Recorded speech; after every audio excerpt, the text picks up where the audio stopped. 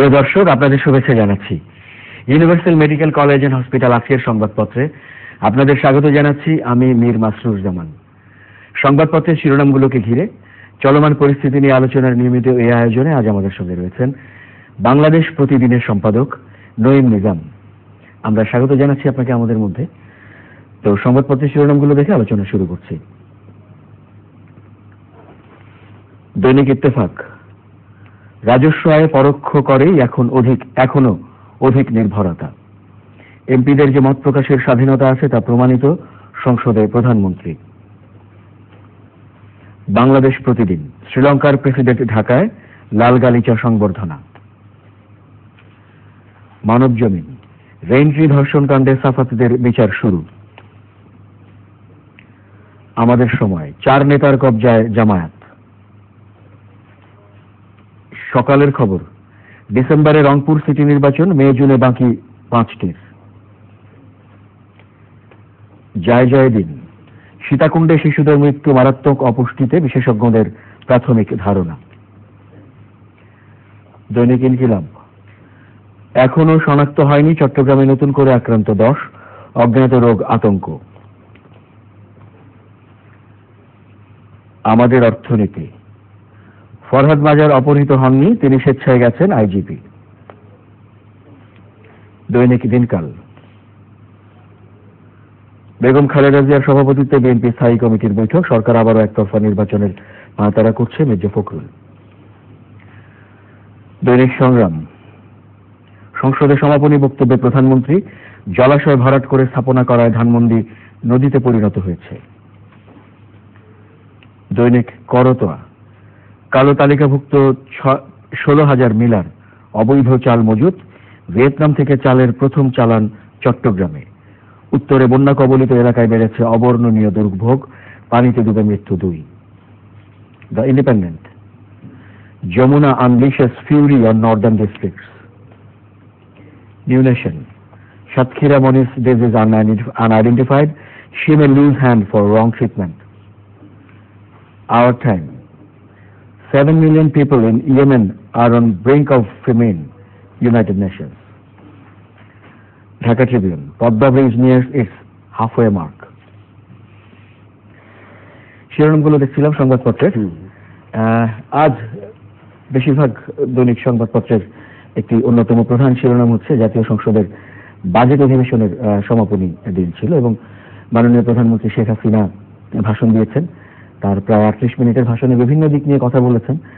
Budget বাস্তবায়নের বিভিন্ন দিক, দারিদ্র্য দূর করাই যে এর মূল লক্ষ্য, সেগুলো যেমন বলেছেন, আনুষঙ্গিক অন্যান্য প্রসঙ্গেও কথা বলেছেন। রাজধানীর জলাবদ্ধতা, এসবের কারণ, সেগুলো নিয়েও মন্তব্য করেছেন মাননীয় প্রধানমন্ত্রী শেখ হাসিনা।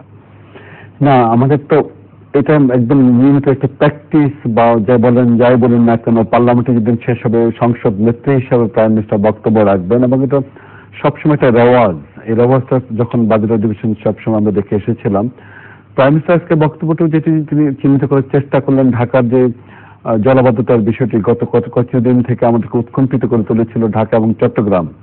সমস্যাগুলো আমাদের ভাবতে হবে, যেমন চট্টগ্রামের এক ধরনের সমস্যা, ঢাকার আরেকটি সমস্যা। ঢাকার আমাদের দীর্ঘস্থায়ী সমাধানগুলো যদি আমরা কখনো যদি চিন্তা করে থাকতাম, এবং বিভিন্ন সরকারগুলো পরিবর্তন হয়, রাজনৈতিক ক্ষেত্র পরিবর্তন হয়, মেয়র সাহেবদের পরিবর্তন ঘটে, তো সংকটগুলো আমাদের সমাধান হয় না। আপনি দেখেন কতগুলো প্রাইম মিনিস্টার ঠিকই চিহ্নিত করলেন, আবার কতগুলো বিষয় নিয়ে আমার একটু নিজস্ব পর্যবেক্ষণও, সেটি হলো চট্টগ্রামে আপনি দেখেন সেখানে মেয়রকে, আপনি রংপুরের মেয়রকে প্রতিমন্ত্রীর মর্যাদা দেওয়া হলো, চট্টগ্রাম মেয়রকে দেওয়া হলো না।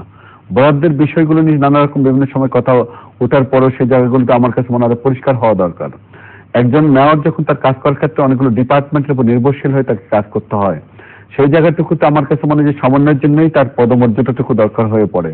সেটুকু যদি সমাধান না করা হয় তাহলে সংকটগুলো বাড়তে থাকবে। চট্টগ্রামে আগের 4 মেয়র যেরকম একটা অবস্থান, তারা জলাবদ্ধতা নিরসন করতে পারেননি, বর্তমান মেয়রও করতে পারছেন না। এটা হলো বাস্তবতা। আপনি খাল খনন করলেন কি করলেন না, চাকতাই খালের বর্তমান অতীতে যে অবস্থানটুকু ছিল সেটি এখন কি পর্যায়ে, সেটি মানুষের দেখার বিষয় নয়। মানুষের বিষয়টি হলো, মানুষ চায়, নগরবাসীর প্রত্যাশার জায়গাটুকু, যে আমি এই অবস্থাটুকু দেখতে চাই না। প্রতিদিন আপনার হালি শহরে আপনার হাঁটু পানি বা গলা পানির মধ্যে দিয়ে একজন মানুষ তার বাড়িতে গিয়ে বসবাস করবে, এটা তো হতে পারে না, এটা তো তখন বাসযোগ্য আর পরিবেশ থাকে না। এই জায়গাটুকুতে তো আগে চট্টগ্রাম থেকে এখন আমার কাছে মনে হয় ঢাকায় এবার যেরকম বার্তা আমরা দেখেছিলাম অতীতের চেয়ে অনেক বেশি। এখন ধানমন্ডিতে যদি হাঁটু পানি থাকে সেটাকে চিহ্নিত করতে হবে। আপনার ঢাকার মূল সমস্যাটা আমার কাছে যেটি হয় যে আমার কাছে যে খালগুলো ছিল সেগুলো কিন্তু এখন আর নেই। দ্বিতীয়ত হলো খালগুলো মাঝে মাঝে উচ্ছেদ অভিযান চালানো হয়, উচ্ছেদ পরিচালনা করার পর আপনি খালটার দুই পাশে যদি হাঁটা পথ তৈরি করা হতো, মানুষ যদি হাঁটতে পারতো, অথবা রিক্সার পথ হোক আর যে কোনো পথ তৈরি করতে হয়। আপনি পথ তৈরি করলে যখন পথ থাকবে তখন আর কিন্তু আবার পুনঃ দখল হওয়ার সম্ভাবনা থাকে না। আমাদের একবার উচ্ছেদ হয় আবার কিন্তু আবার সেটি দখল হয়ে যায়। যখন দখল হয়ে যায় তখন আপনার এই জায়গাগুলোতে আর আপনার আমাদের পানির যে ধারাবাহিক প্রবাহটার বিষয় একদম গিয়ে নদীতে পড়বে সেটা আর থাকে না। আপনি ঢাকা শহরে আমরা যদি বিভিন্ন সময় দেখে থাকি, যত দিন যাচ্ছে আপনি দেখেন খুব বেশি দিন কথা নয়, আপনি এরশাদ আমলের কথা আসেন না কেন, এরশাদ আমলে কিন্তু সেই সময় বন্যা হয়েছিল 88 আমরা ঢাকা শহরে আপনার নৌকায় করে মিরপুরে চলাচল করতো মানুষ, কিংবা মতিঝিলে মানুষ নৌকায় করে চলাচল করেছিল 88 সালের বন্যার সময়। সেই সময় ঢাকার চারপাশে বেড়িবাঁধ ছিল না। এখন তো বেড়িবাঁধ থাকার কারণে আমরা একটু প্রত্যাশা করি না। আবার আপনি যদি দেখেন এটাও তো ছিল আপনার বাংলাদেশ ব্যাংক পার হওয়ার পরে মানুষ নৌকায় করে আরেকটা প্রান্তে যেত, এখন সেটুকু তো সেইগুলোর এখন অবস্থান নেই, এখন রাজপথে নৌকা চলার মতো অবস্থান তৈরি হলো। আপনি যে জায়গাটুকুতে মৌচাকের পাশে যে সড়কটির যে ভয়াবহ অবর্ণনীয় দুর্ভোগ, আপনি এটা কি করে দূর করবেন? 12 মাস আপনি ধরেন একটা সিটি কর্পোরেশন এক ধরনের খোঁড়াখুড়ি করে থাকে, আপনার ওয়াসা আরেক রকম করে, দেশা আরেক রকম করে, আর বর্ষার নামলেই মনে হয় এটা একটা মৌসুম তৈরি হয় যে এখনই খোঁড়াখুড়িগুলো করতে হবে। যদি এটি সমন্বয় থাকতো যে নির্দিষ্ট সময়ের পর কেউ এই কাজটুকু করতে পারবে না, প্রতি 10 বছর পর, প্রতি 5 বছর পর ঠিক আছে এইভাবে খনন হবে, সেই খননটুকুতে যার যতটুকু কাজ শেষ করা দরকার সবাই একসঙ্গে মিলিতভাবে শেষ করবে। আমাদের সেই সমন্বয় তো নেই, আমাদের সেই পরিকল্পনাও নেই, আমাদের দীর্ঘমেয়াদী কোন চিন্তাও নেই। আমাদের এই জায়গাগুলোতে আমরা ঢাকা সিটি কর্পোরেশনে আমি তো মনে করি খুব কঠিন কোনো কার্যক্রম নয় এখনো যে পানির সংকটটুকু নিরসন করা যাবে না, জলাবদ্ধতা দূর করা যাবে না। আপনি পানির গতিটা যদি স্বাভাবিক করে দেওয়া যায়, কারণ ঢাকার চারপাশেই নদী, আপনি নদীগুলোতে আপনার আমলাতান্ত্রিক জটিলতা এতটাই ভয়াবহ, একটা না বলে এখন পারছি না। আপনার ধরেন আপনার নৌ পরিবহন মন্ত্রণালয় প্রস্তাব দিয়েছিল আমাদের নৌবাহিনী, প্রস্তাবটা ছিল এরকম যে ঢাকার চারপাশের যে 4টি নদী এবং চট্টগ্রামের কর্ণফুলী, এই নদীগুলোতে তারা খনন করে একদম একটা নির্দিষ্ট জায়গায় পানি প্রবাহ আগের মতো নিয়ে যাওয়ার জন্য তারা মোটামুটি একটা প্রস্তুতি গ্রহণ করে। ব্রিটেনের একটি কোম্পানিকেও তারা সেই সময় তারা কথা বলেছিল যে ঠিক আছে আপনারা এক্সপার্টিস হিসাবে একটা সময় টেমস নদীর পানি প্রবাহের মধ্যে যে একটা জটিলতা ছিল, সংকট ছিল, পানির দূষণ ছিল, সেই জায়গাটাও কি করে আপনারা দূর করলেন সেটা আমাদেরকে একটু অবহিত করুন, আমরা সেভাবে বিশেষজ্ঞ এক্সপার্টিস কমেন্টটা নিয়ে ঢাকার এই জায়গাগুলো পরিবর্তন করব। আমলাতন্ত্র এতটাই ভয়াবহ, যখন এটা পরিকল্পনা চূড়ান্ত হলো তখন লেখা হলো না নৌবাহিনীর প্রধান বা নৌবাহিনীর শীর্ষ পর্যায়ের কর্মকর্তারা কেন এটা দেখভাল করবেন, কেন একজন রাজনীতিবিদ নন। রাজনীতিবিদরা অনেক সংকট সমাধান করতে পারেন না। আমাদের আইন প্রয়োগকারী সংস্থা বা সংশ্লিষ্ট ডিপার্টমেন্ট নৌবাহিনী তারা এক্সপার্ট, তারা বিশেষজ্ঞ এই বিষয়ে। তারা ঢাকা শহরকে তারা কি করে দূষণ মুক্ত করতে হবে, ঢাকা শহরে কিভাবে পানি প্রবাহ ঠিক করে আনতে হবে, নদীগুলোর পানি প্রবাহ যদি স্বাভাবিক গতিতে থাকে, দখল যদি আমি বন্ধ করতে পারি তাহলে অনেক সংকট এমনিতেই আমার নিরসন হয়ে যায়। আপনি শেষ পর্যন্ত সেটি আজ অব্দি গত 2 বছর ধরে পাইল ঘুরতে ঘুরতে নৌ পরিমন্ত্রণালয় থেকে এখন গিয়ে হাজির হলো এলজিআরডি মন্ত্রণালয়। আর এলজিআরডি মন্ত্রণালয় যখন গেল তখন ওয়াসা বললো যে আমরা খাল খনন করব আর নদী খনন করব। আরে ওয়াসা তো ঢাকা শহরেই ঠিক মতো ম্যানেজমেন্টটা শেষ করতে পারছে না, তারা কি করে ঢাকার চারপাশের নদী সংরক্ষণ করবে? এই জায়গাটুকু তো যার যা এক্সপার্টিস বা বিশেষজ্ঞ অবস্থান তাকে সেটুকু করতে দিতে হবে। আমরা যার যেখানে যে অবস্থানটুকু যতটুকু দরকার সেটি আমরা ব্যবহার করি না, আমরা ব্যবহার না করার কারণে কোনো সংকটগুলো তৈরি হয়। যদি আমরা নৌবাহিনীকে তাদের যে মতামত ছিল, তাদের যে আগ্রহ ছিল, সে আগ্রহকে যদি কাজে লাগানো যেত, আমার কাছে মনে হলো যে ঢাকার সংকট আমরা অনেকাংশে দূর করতে পারতাম। যেমন নদীর সংকট তৈরি হলে, নদীর সংকট প্রথম দূর হলে খালগুলো অটোমেটিক ভাবে এখন ধারাবাহিকতা নতুন করে শুরু করা যেত। তখন সিটি কর্পোরেশন অ্যাক্টিভ হতে পারতো, ওয়াসা অ্যাক্টিভ হতে পারতো, তারা অবৈধ দখল মুক্ত করে সেখানে দুই পাশে হাঁটা পথ তৈরি করে মানুষের চলাচলের উপযোগী করে খালগুলোকে যদি একটু ছেড়ে দেওয়া যেত তাহলে আপনার ওইদিকে নদীর প্রবাহ যখন স্বাভাবিক হতো অনেক কিছু সংকট দূর করা যেত। চট্টগ্রামে এক অবস্থা, চট্টগ্রাম খাল নিয়ে এই যে খাল হচ্ছে না, আপনার চাকতাই খাল নিয়ে এত বছর ধরে কথা হচ্ছে, চাকতাই খাল খনন হচ্ছে, শুধু চাকতাই কেন চট্টগ্রামের অভ্যন্তরের ভিতরে যে খালগুলো ছিল, আগ্রাবাদের উপর দিয়ে যে খালগুলো প্রবাহিত একসময় হতো সেটি এখন হয় না, হালিশহর দিয়ে যে খালগুলো একসময় প্রবাহিত হতো সেটি এখন হয় না, এটাই তো বাস্তবতা। এই জায়গাগুলোতে আমাদের কাছে মনে হয় যে আমাদের সমস্যাটা চিহ্নিত করতে হবে। প্রাইম মিনিস্টার সঠিক বলেছেন, বিভিন্ন সরকারের সময় যে জায়গাটুকু চিহ্নিত না করে এবং অপরিকল্পিত উন্নয়ন, আমি এটার সঙ্গে যোগ করছি নতুন করে, সেটি হলো যে আপনার 12 মাস উন্নয়নের নামে, আপনার বর্ষাকালে বিশেষ করে উন্নয়নের নামে যেরকম খনন একটা সিটিতে চলা হয়ে থাকে, যেভাবে সব কেটে দেওয়া হয়, এটি দূর করতে হবে। আপনার সম্পাদিত পত্রিকা বাংলাদেশ প্রতিদিনে আমরা ব্যানার শিরোনাম আকারে আজ দেখতে পাচ্ছি যে বন্যা দুর্গত এলাকায় খাদ্যাভাব। মাননীয় প্রধানমন্ত্রী শেখ হাসিনা তার সংসদের ভাষণেও তিনি বিষয়টি নিয়ে কথা বলেছেন যে খাদ্যাভাবের আশঙ্কা মাথায় রেখেই তার জন্য ব্যবস্থা নেওয়া হচ্ছে এবং অতিরিক্ত খাদ্য মজুদ থাকবে, যেমন ভিয়েতনাম থেকে একটি চালের চালান চট্টগ্রামে এখন অবস্থান করছে, আমরা সেটি দেখতে পাচ্ছি।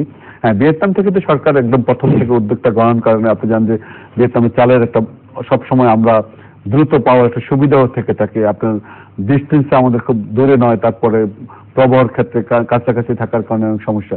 আমার কাছে মনে হয় আমাদের বন্যা দুর্গত মানুষকে নিয়ে নতুন করে ভাবতে হবে এবং তাদের যে দীর্ঘমেয়াদী তাদের যে সমস্যাগুলো সেগুলো চিহ্নিত করতে হবে। আপনি যেমন আমরা অনেক ক্ষেত্রে আমরা যেটা দেখেছিলাম, রাঙ্গামাটিতে যে ঘটনাটি ঘটেছিল, সেখানে পাহাড়ি মানুষদের জন্য দরকার ছিল কি তাৎক্ষণিক ব্যবস্থাগুলো গ্রহণ করা। আপনি সেখানকার মানুষের যেরকম যখন এক ধরনের দুর্যোগ আসে, দুর্যোগগুলোর প্রথম একটা রকম থাকে, তারপর দ্বিতীয় পর্যায়ে আরেকটা থাকে, তাদেরকে পুনর্বাসনের বিষয়টি জড়িয়ে পড়ে। প্রথম দরকার তাদের শুকনো খাবার কিংবা পানি এটসেট্রা। তারপর যখন বন্যা নেমে যাবে তখন তার ঘর বাড়ি যে ক্ষতিগ্রস্তটুকু হলো সেটিকে আমি কিভাবে এটি সমাধান করব। আমি কি একবার তাকে ঋণ প্রদান করব, না স্থায়ীভাবে তার জন্য একদম টিন বা অন্যান্য যে সামগ্রীগুলো দরকার সেগুলো সরবরাহ করব। এই জায়গাগুলো এখনই সিদ্ধান্ত রাষ্ট্রীয়ভাবে গ্রহণ করতে হবে। কারণ বন্যা দেশে কিন্তু এখন অলমোস্ট 19টা জেলার যেরকম অবস্থা আমরা দেখতে পাচ্ছি, বিশেষ করে 14টি জেলা অনেক বেশি পানির যে উচ্চতা বা পানির দিন দিন যেভাবে বাড়ছে, সেটা আমার কাছে মনে হয় আগামীতে এটা আরো অনেকদিন ধরে অব্যাহত থাকবে। যদি অব্যাহত থাকে তাহলে আমাদের সমাধানটা সহজ হবে না। এখানে এখন সাময়িকভাবে যে পরিমাণ সমস্যা, যেরকম সংকট, সেই পরিমাণ খাদ্য কিন্তু এখনো যাওয়াটা অপ্রতুল, কিন্তু অনেকটা সেরকম আমরা পৌঁছাতে পারছি না। ধরেন প্রথমত হলো সেরকম প্রস্তুতিও ছিল না আমাদের, যে জেলা প্রশাসন একবারে এভাবে নেমে আসবে, পাহাড়ি দলগুলো ওই পাড়ের কিংবা আসাম থেকে হঠাৎ করে নেমে আসা ঢলের কারণে আমাদের সমস্যাগুলো এভাবে বাড়বে, হয়তো আমাদের স্থানীয় প্রশাসন সেভাবে প্রস্তুতি গ্রহণ করেনি। এখন যেহেতু একটা সমস্যা কিন্তু প্রতিদিন যাচ্ছে, কেন্দ্রীয়ভাবে সেই সমাধান যদি করার জন্য প্রস্তুতি না গ্রহণ করা হয়, তাহলে আলটিমেটলি দীর্ঘমেয়াদী ক্ষেত্রে এটার সংকটটা বাড়বে। আমার কাছে মনে হয় এই জায়গাটুকু খুব স্পষ্ট অবস্থান নেওয়া দরকার যে একদম বন্যা দুর্গত এলাকায় পরিকল্পিতভাবে উন্নয়নটা করতে হবে। পরিকল্পিত উন্নয়ন, আর যারা এমপি সাহেবের আগামী যে ভোটের প্রত্যাশা করেন তাদের ঢাকা বসে থাকলে কিন্তু চলবে না। অনেকে কিন্তু একটা গা ছাড়া ভাব দিয়ে যে আমার ঠিক আছে, এটা লোকাল অ্যাডমিনিস্ট্রেশন শুধু দেখবে। এখানে জনপ্রতিনিধিদের একটা দায়িত্বের বড় বিষয় থাকে। জনপ্রতিনিধি যদি তার দায়িত্বের জায়গাটুকু সঠিকভাবে পালন করে তাহলে সংকট অনেকটা এমনিতে নিরসন হয়। কারণ একজন জনপ্রতিনিধি যেভাবে সমাধানটা করতে পারবেন, যেভাবে মানুষের কাছে গিয়ে তাদের দুঃখটা সুখটুকু উপলব্ধি করতে পারবেন এবং তাদের সঙ্গে কথা বলতে পারবেন, সমাধান করতে পারবেন, একজন আমলার পক্ষে সেটুকু অনুধাবন করা এতটা সহজবোধ্য নয় এবং তাদের একসঙ্গে তাদের থিঙ্কিং এর ক্ষেত্রে একরকম আসবে না। তো সেই জায়গাটুকু আমাকে খুব স্পষ্ট মনে হয় যে দীর্ঘমেয়াদী পরিকল্পনার পার্থক্য আমাদের চিন্তা করতে হবে এবং স্বল্পমেয়াদীটুকু পরিকল্পনা করতে হবে। এখন স্বল্পমেয়াদীটুকু দ্রুত দরকার, তারপর দীর্ঘমেয়াদী পরিকল্পনার মধ্যে না গেলে এটা ক্রমান্বয়ে বাড়তে থাকবে। আমরা চাল নিয়ে যখন কথা বলছিলাম, সেই বিষয়ে আরেকটি সংবাদ শিরোনাম আমাদের চোখে পড়ে, এটিও বড় শিরোনাম হিসেবেই রয়েছে এই সংবাদপত্রগুলোতে। 16,000 মিল মালিককে কালো তালিকাভুক্ত করেছে খাদ্য মন্ত্রণালয়, কেননা তারা অবৈধ মজুত গড়ে তুলেছিলেন সেই অভিযোগে। এই খাদ্য মন্ত্রণালয় এত দেরিতে করলো কেন? এটা অনেক আগেই করা দরকার ছিল। আমার কাছে মনে হয় খাদ্য মন্ত্রণালয়ের অনেকগুলো ক্ষেত্রে একদম তাদের যে বোধোদয়ের বিষয়গুলো থাকে সেটা অনেক বিলম্ব ঘটে থাকে। এবার যে চালের সংকটটুকু হবো, খাদ্য মন্ত্রণালয়কে আগে থেকে প্রস্তুতি গ্রহণ করেছিল। তারা যদি গ্রহণ করতো তাহলে তো এত সংকট নতুন করে মানুষের সামনে আসতো না। আমার খাদ্য বেশি না কম সেটা সবার আগে কোন মন্ত্রণালয় জানবে? খাদ্য মন্ত্রণালয় জানবে, খাদ্য অধিদপ্তর জানবে। এখন খাদ্য অধিদপ্তরের ক্ষেত্রে বা খাদ্য মন্ত্রণালয়ের ক্ষেত্রে তাদের যে ভূমিকাটুকু নেওয়া দরকার ছিল, তাদের যে দায়িত্বের জায়গাটুকু ছিল, তারা কি সেটা সঠিকভাবে পালন করেছিলেন? তারা যদি পালন করতে থাকতেন তাহলে খাদ্যের সংকটে শেষ মুহূর্তে একদম সরকারকে বিব্রত করার অবস্থায় পড়তে হতো না এবং তারা তড়িঘড়ি করে আমদানির সিদ্ধান্তগুলো গ্রহণ করতে হতো না। খাদ্য মন্ত্রণালয় 3 মাস আগে কেন আমদানির সিদ্ধান্তগুলো গ্রহণ করলো না? খাদ্য মন্ত্রণালয় কি জানে না তার খাদ্য সংকটটুকু ছিল? এই জায়গাটায় আমার কাছে মনে হচ্ছে খাদ্য মন্ত্রণালয়ের পরিকল্পনার জায়গাটুকু থেকে তারা কোথাও যেন একটা হিমশিম বা তাদের চিন্তার ক্ষেত্রে এই মজুদদার কারা মজুদদার নয়, বাংলাদেশের মিল মালিকরা কিভাবে তাদের কর্মযজ্ঞ পরিচালনা করে থাকে। আপনার ঢাকার বাইরে বিশেষ করে আপনি কতগুলো চাতাল যেগুলোকে বলা হয়ে থাকে সেগুলো আপনি ধরেন কুষ্টিয়াতে আমাদের আছে, দিনাজপুরে আছে, রাজশাহীতে আছে, নওগাঁ আছে, যে এলাকাগুলো ধান উৎপাদন বেশি হয়ে থাকে। তো সেই জায়গাগুলোর দিকে আগের থেকে দৃষ্টি রাখা দরকার ছিল যে তারা যে যারা মিল মালিকরা বা চাতালগুলোর মালিক যারা যারা আগের থেকে অনেক ধান কিংবা চাল মজুত করে রাখেন তারা কখন ছাড়ছেন, তারা কি সিন্ডিকেশন তৈরি করে একসময় সংকট তৈরি করে দাম বাড়ানোর চেষ্টা করছেন কিনা। যেমন রমজান আসলে আমাদের চিনির মিল মালিকা একটা সিন্ডিকেট তৈরি করে দাম বাড়িয়ে দেন হুট করে, কয়েক দফা বাড়ান, কিন্তু রমজানটা মনে হচ্ছে তাদের জন্য দাম বাড়ানো একটা উৎসবের মতো আর কি। তো সেরকম ক্ষেত্রে চালের ক্ষেত্রে তো সেটা খেয়াল রাখা দরকার ছিল যে চালটা আমার এই সিন্ডিকেশন তৈরি হলো কিনা। এখন আপনি মজুদদারকে যে আপনি কালো তালিকাভুক্ত করছেন লোক দেখানো যেন সেটি না হয়, যদি সত্যিকার তারা অপরাধী হয়ে থাকে ব্যবস্থা গ্রহণ করতে হবে। আপনি একদম রাষ্ট্রের সংকট যারা তৈরি করবে, কেউ তো আর আইনের ঊর্ধ্বে নন, যারা সংকট তৈরি করবেন তাদেরকে সেই অনুযায়ী ব্যবস্থা গ্রহণ করতে হবে। যদি আপনি দৃষ্টান্তমূলক ব্যবস্থা গ্রহণ করেন তাহলে সংকটগুলো আমাদের তৈরি হয় না। আমাদের সমস্যাটা যেখানে আমি সেই জায়গাগুলো হাত দেওয়ার চেষ্টা করি না। একটা গা ছাড়া ভাব থাকলে তো হবে না। আপনি ধরেন খাদ্য মন্ত্রণালয়ের এই ক্ষেত্রে আমি মনে করি আরো দায়িত্ব জ্ঞান জায়গাটুকু তাদেরকে আরো স্পষ্ট করতে হবে সামনের দিকে। আরেকটি বড় সংবাদ শিরোনাম, শ্রীলঙ্কার প্রেসিডেন্ট সিরিসেনা তিনি ঢাকা সফরে রয়েছেন এবং মাননীয় প্রধানমন্ত্রী শেখ হাসিনার সঙ্গে তার বৈঠকের কথা রয়েছে। 10টির মতো চুক্তি হওয়ার কথা রয়েছে। সংবাদ শিরোনামে আরেকটি বিষয় আমরা দেখতে পাচ্ছি উঠে আসছে, সেটি হচ্ছে যে দ্বিপাক্ষিকের বাইরেও মুক্ত বাণিজ্যের উপরে জোর দিচ্ছেন শ্রীলঙ্কার। মুক্ত বাণিজ্যটা মনে হয় পরিপূর্ণ এগ্রিমেন্ট হবে না, বাকি যে 10টি খুব সিলেক্টেড আগের থেকে তৈরি করা ছিল সেটুকু আমরা হয়তো দেখতে পাবো। শ্রীলঙ্কার সঙ্গে আমাদের বন্ধুত্বপূর্ণ সম্পর্ক অনেক দিনের, এবং শ্রীলঙ্কা আপনি জানেন দীর্ঘদিন থেকে একটা তাদের অভ্যন্তরীণ সংকট ছিল, যুদ্ধ বিধ্বস্ত একটা দেশ ছিল। এখন কিন্তু সে শ্রীলঙ্কা নেই। এখন কিন্তু শ্রীলঙ্কা সারা পৃথিবীতে নতুন করে একটা জায়গা তৈরি করে নিচ্ছে। শ্রীলঙ্কার শিক্ষিতের হার আপনি শতভাগ, যেখানে আপনার এমন একটি দেশ যে দেশে আমার একদম বিস্ময়কর বিষয়, যেখানে একদম বেবি ট্যাক্সি সিএনজি গুলো যে আছে না, এগুলো সেই যে এই চালক থেকে শুরু করে একজন সাধারণ দোকানদার পর্যন্ত সেও ইংরেজিতে কথা বলে এই জায়গা, এবং তাদের আঞ্চলিক শব্দের ক্ষেত্রে বা এরকম তারা কিন্তু বিদেশির সঙ্গে কথা বলার সময় তারা তাদের আঞ্চলিকতার বাইরে গিয়ে তারা ইংরেজিতে কথা বলার মতো একটি জায়গা তৈরি করে নিল। আমাদের দেশে অনেকগুলো মাল্টিনেশনাল কোম্পানির এখন কিন্তু সিইও যারা তারা কিন্তু শ্রীলঙ্কান, তারা বাংলাদেশে কাজ করে যাচ্ছেন। শ্রীলঙ্কান অনেক শ্রমিক কিন্তু বাংলাদেশে কাজ করে থাকে ভিতরে এবং অনেকগুলো জায়গায়। দ্বিতীয়ত হলো আমাদের একটা বড়, আমাদের যে গার্মেন্টের ক্ষেত্রে আমাদের যে সাফল্য, শ্রীলঙ্কা কিন্তু এখন গার্মেন্টে একটা একদম উঠে আসা, নতুন করে তারা জাগ্রত হচ্ছে, তারা নতুন করে সারা পৃথিবীর কাছে তারা দৃষ্টি আকর্ষণ করার মতো ব্যবসা বাণিজ্য শুরু করে দিয়েছে। শুধু গার্মেন্ট সেক্টর নয়, তারা অনেকগুলো খাতে তারা কিন্তু শ্রীলঙ্কার ক্ষেত্রে তারা বাণিজ্যের ক্ষেত্রে সম্প্রসারণের ক্ষেত্রে তারা পৃথিবীতে যথেষ্ট রকম তারা চেষ্টা করে চলছে। আপনি শ্রীলঙ্কার অর্থনৈতিক এবং যে পরিবর্তন যে গতি, সেই জায়গাটা অনেক পরিবর্তন। শ্রীলঙ্কার অর্থনীতি আগে যেখানে ছিল, শ্রীলঙ্কার জিডিপি গ্রোথ যেখানে ছিল, শ্রীলঙ্কার ইকোনমির যে পরিবর্তনটুকু, ব্যবসা বাণিজ্যের সম্প্রসারণের জায়গাটুকু, সেটুকু এখন আর নেই। আপনি আরেকটা দেখেন, কারেন্সির ক্ষেত্রে কিন্তু ওরা আমাদের থেকে লো। আমরা ধরেন $100 আমাদের 8,000 টাকা, আর শ্রীলঙ্কার লোকজনকে দিতে প্রায় 16,000 টাকা। তার মানে আমরা তাদের থেকে দ্বিগুণ ভাবে সমৃদ্ধ থাকলো। আপনি অবাক হবেন যে তারপরও তারা আর্থিকভাবে এবং তাদের যে ব্যবসা বাণিজ্যের সম্প্রসারণ ক্ষেত্রে তারা কিন্তু যথেষ্ট পজিটিভ একটা জায়গা তৈরি করে নিচ্ছে। আমি মনে করি শ্রীলঙ্কার প্রেসিডেন্টের এই সফরের মধ্য দিয়ে বাংলাদেশের সঙ্গে যে দ্বিপাক্ষিক সম্পর্কের জায়গাটুকু সেটা আরো সমৃদ্ধ হবে, আরো উন্নত হবে। ব্যবসা বাণিজ্যের ক্ষেত্রে আমাদের এর মধ্যে শ্রীলঙ্কান এয়ারলাইন্স প্রতিদিনই আসা যাওয়া করে।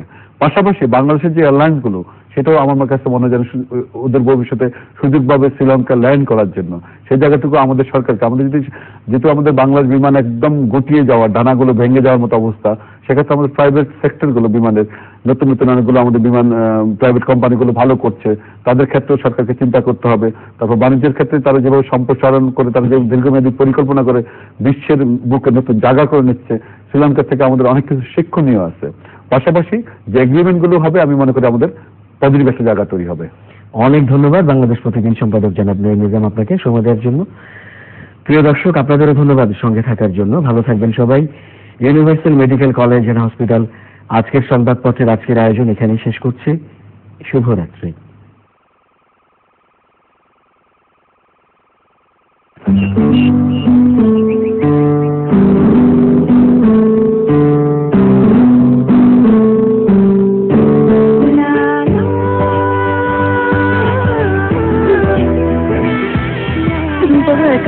বাবা, নিজের দিকে খেয়াল রেখো। নিজের দিকে খেয়াল রেখো।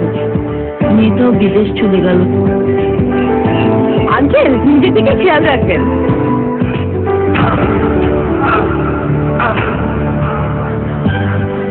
Hello, universal cardiac hospital.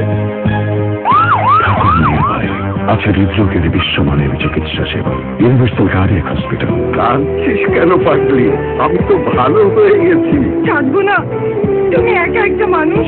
একা কোথায়? ইউনিভার্সাল কার্ডিয়াক হাসপাতাল আছে আমার পাশে।